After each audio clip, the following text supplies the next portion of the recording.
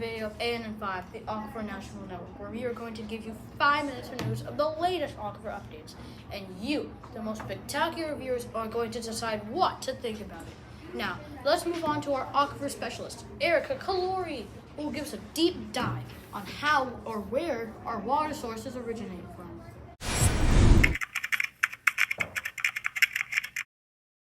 An aquifer is not only a chapstick brand, but a very important underground water resource. It's aquifer, not aquaphor, Erica. Oh well, what is an aquifer? Glad you asked. An aquifer is a body of porous rocks or sediment saturated with groundwater. Groundwater is precipitation that has infiltrated the soil beyond its surface and is collected in the underground aquifers. Aquifers are crucial because they are the primary source of drinking water for millions of people, and they help the health of the ecosystem by replenishing streams, rivers, and lakes. However, currently, this precious resource has been depleting due to overuse and contamination as a result of human-environment interactions. This issue is trying to be resolved through a method called aquifer recharge. Let's take it over to my brilliant partner, Jesse, explaining this complicated solution.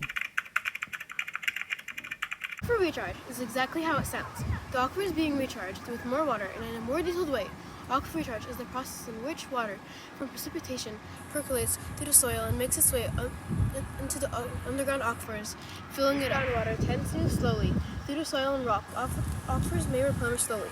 Aquifer recharge can be very helpful because it brings more fresh water into aquifers so that citizens that use the aquifer have an endless supply of water. This is a type of natural recharge because it depends on the pattern of the water cycle. There are artificial practices that ensure water can be recharged in aquifers manually.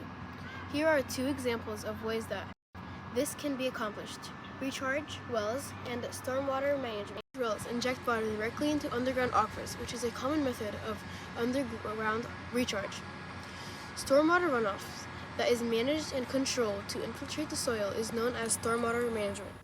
These 2 ways of artificially recharging underground aquifers are key to making sure that people have an adequate water supply. Thank you so much, Erica and Jesse, for sharing your insights on this topic that we're all wondering about.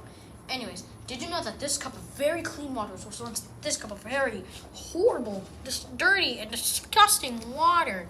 In fact, all the drinking water that you consume was once this filthy and grimy liquid. For that dirty water to become this clean water that was standing before me, it would have to undergo 3 main processes: microfiltration, reverse osmosis, and ultraviolet disinfection. Microfiltration helps to get rid of all the solids inside the liquid and also gets rid of bacteria.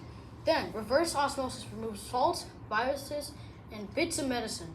Finally, ultraviolet disinfection destroys any of the water's remaining contaminants. Workers in the purification facilities work very hard to make sure that we have clean and safe drinking water.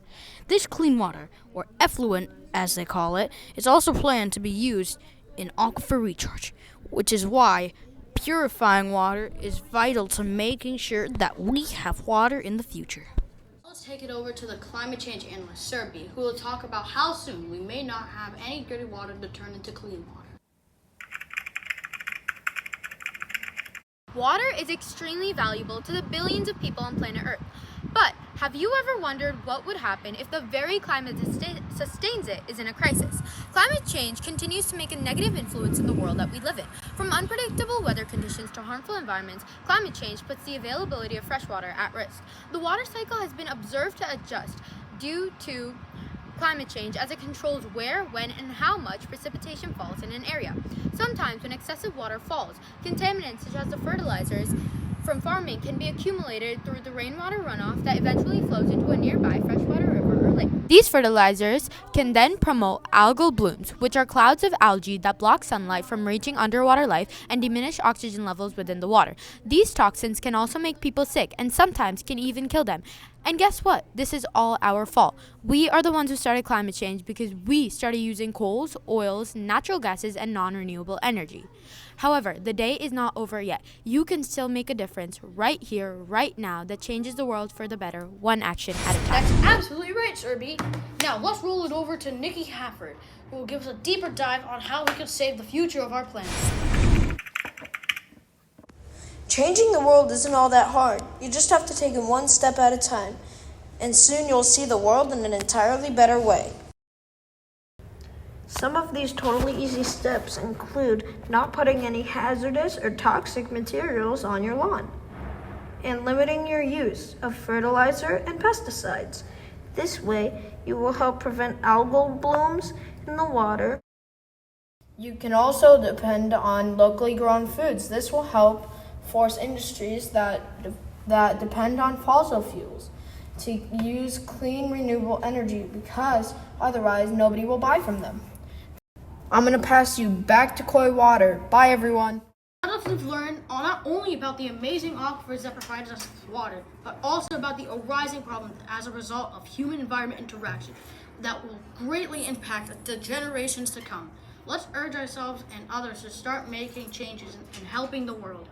As Winston Churchill wisely stated, those who fail to learn from history are doomed to repeat it. So in honor of Winston Churchill, the courageous leaders of the Allies, let us learn from history and our mistakes to advocate for a better. Waters out!